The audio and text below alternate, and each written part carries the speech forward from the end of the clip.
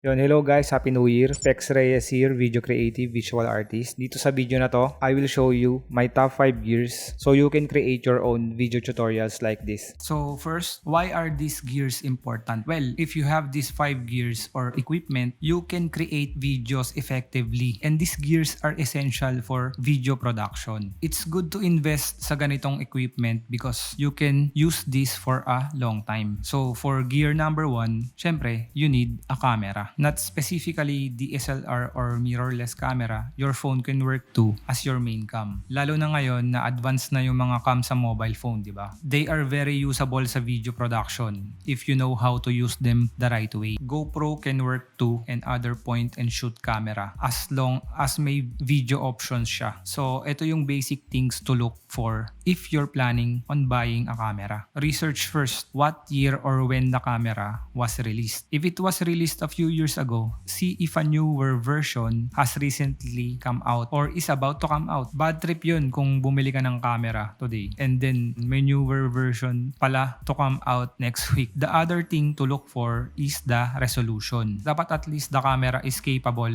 on shooting full HD 1080p. If it can shoot 4K or higher resolution, mas maganda syempre. I recommend a camera na may flip screen for beginners so you can check your frame in different angles and you can use it for vlogging. I'm a Canon user and di ko pa natry yung ibang brand so I can only speak for Canon. Particular camera that I can recommend according sa mga reviews are Canon SL2 for entry-level DSLR. Canon M50 has good reviews too. Medyo mas mahal nga lang siya. And Canon EOS R na gamit ko ngayon. Kung ano yung swak sa budget nyo is fine. What's more important is the skills behind the camera. Hindi yung gears na ginagamit nyo. So for gear number 2, you need a light or light source. I'm not gonna go into technical side of which light is the best. But basically, it depends on your budget. There are a ton of options to choose from when it comes to lights. For the lights I use, they are very budget friendly in terms of the things I shoot. So siguro these lights cost me about 8 to 10,000 pesos including all the setup. You can use ring light too kung meron ka na. But if you have bigger budget, one tip is to buy lights na dimmable or you can adjust the quantity. If wala pang budget for lights, don't worry kasi you have the biggest and brightest light source on earth which is sun or natural light. And isang downside lang is you can't control it. Lights on video production is crucial. Without it, your output will be amateurish. So I suggest you invest sa lights. So moving on to gear number 3, you need a microphone. This is essential for professional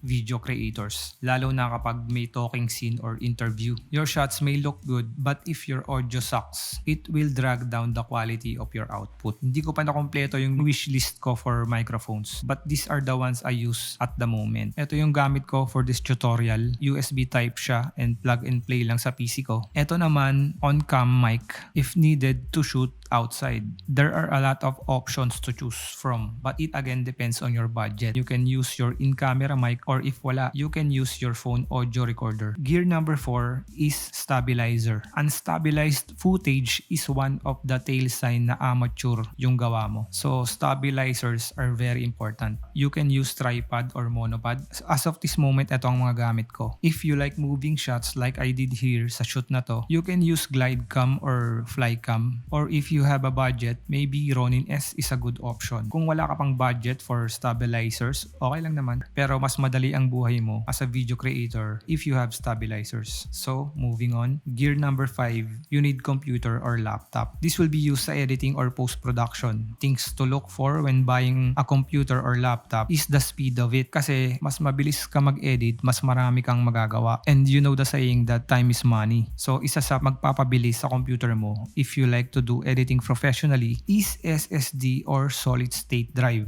This is where you save your files and it's 2 to 4 times faster than HDD or hard disk drive na usually gamit ng karamihan sa atin dito. This one is important dahil kahit mabilis yung specs ng computer mo pero hindi ka naka-SSD, babagal din siya. I've experienced this and super bilis ng performance sa editing kung naka-SSD ka. Medyo pricey nga lang ang SSD but worth it if you are planning to edit efficiently for clients. clients. So for specs ng computer, I recommend at least ganitong specs if you are planning to buy one. For processor, 3.6 GHz. For memory, at least 32 GB DDR4. For storage, at least 256 SSD. And for graphics, at least 6 GB of memory. Medyo swabe na yung ganitong specs. And pwede mo nang gamitin to edit 4K resolution projects. I buy computers and computer parts sa Gilmore, Aurora Boulevard, papunta ng Cubao. But if you can build your own rig, mas mura online if bibilin mo per parts. I use PC computer only, so I cannot compare Windows versus Mac or Apple. But I hear good reviews din about Apple computers. Medyo mas pricey nga lang sila compared to PCs. Bonus gear is lenses, but this also depends sa budget nyo. Sana mayroon kayong natutunan dito. Kung meron kayong questions,